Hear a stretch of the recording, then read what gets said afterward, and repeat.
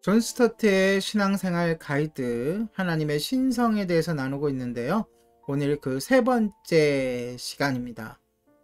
예수님의 신성 그 세 번째 시간 함께 나눕니다.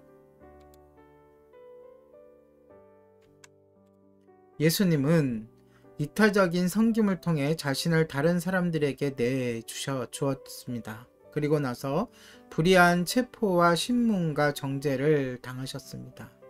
뿐만 아니라 그를 조롱하고 채찍질하며 때리고 마침내 십자가에 못 박았을 때에도 아무런 저항도 하지 않았습니다. 오히려 자신을 고문하고 죽이는 자들의 죄를 용서해달라고 기도하셨습니다. 이 모든 증거는 요컨대 특별한 역사를 의미합니다. 예수님의 말씀을 보면 지극히 자기중심적이었습니다. 그러나 그분의 활동은 절대적으로 타인 중심적이었습니다. 그분의 어조는 교만하게 느낄 만큼 들렸으나 실상 그분은 겸손했습니다.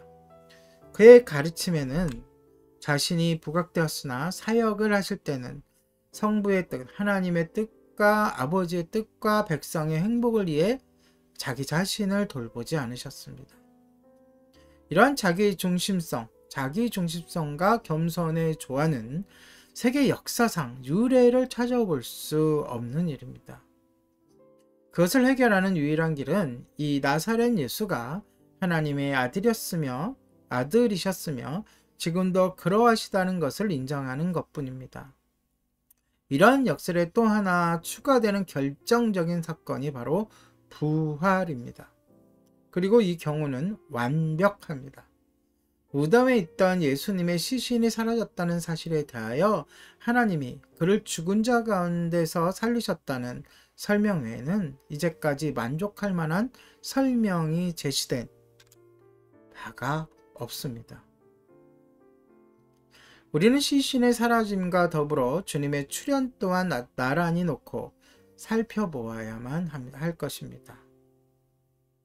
사도들은 그분을 보았다고 주장했습니다. 그것도 여러 차례 또 여러 장소에서 목격했다고 역설했습니다. 그들은 한때 거친 농부들이었으며 환상 같은 것은 절대 믿지 않았던 자들이었습니다. 오히려 그 반대였죠. 처음에는 그들은 부활을 못 믿겠다고 거부했습니다. 그러나 그들의 회의적인 자세가 사라졌습니다.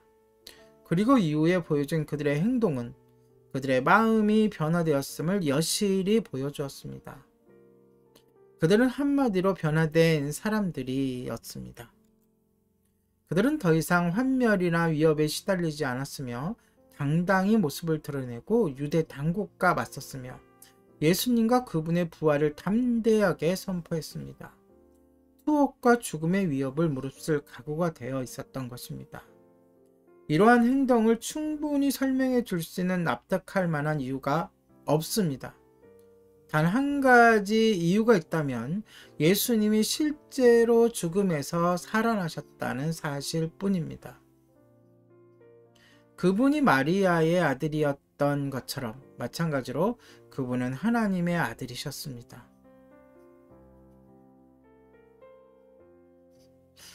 마리아의 아들은 말 그대로 모자 관계라는 관계가 있지만 하나님의 아들이라는 것은 그 관계를 뛰어넘습니다. 즉 하나님 자신이었다는 것이죠.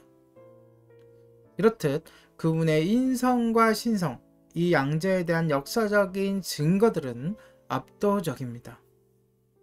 더욱이 여러 신경들, 그러니까 사도신경이나 니케아 신경, 그 외의 신경들은 그분에 관한 이 두 가지 진리, 예수님의 인성과 신성을 적당히 얼버무리기보다는 오히려 지혜롭게 강력하게 확증하고 있습니다. 예를 들자면 이에 대해 이 아타나시우스 신경은 이렇게 말합니다. 우리 주 예수 그리스도 하나님의 아들은 하나님이시며 인간이시다. 즉 성부와 동일한 본질이시며 세계가 창조되기 전에 나셨다는 점에서 하나님이시다. 또한 그의 모친과 동일한 본질이시며 세상에 나셨다는 점에서 인간이시다. 따라서 완전한 하나님이시며 완전한 인간이시다. 결론적으로 예수님은 온전하고 완전한 두 가지 본성, 즉 신성과 인성이 둘로 나누어질 수 없는 완벽하게 그 안에서 조화된 바로 그리스도이셨던 것입니다. 그리고 지금도 그 모습 그대로 하나님 우편에 계시다가 또 그 모습 그대로 다시 이 땅에 오실 것입니다.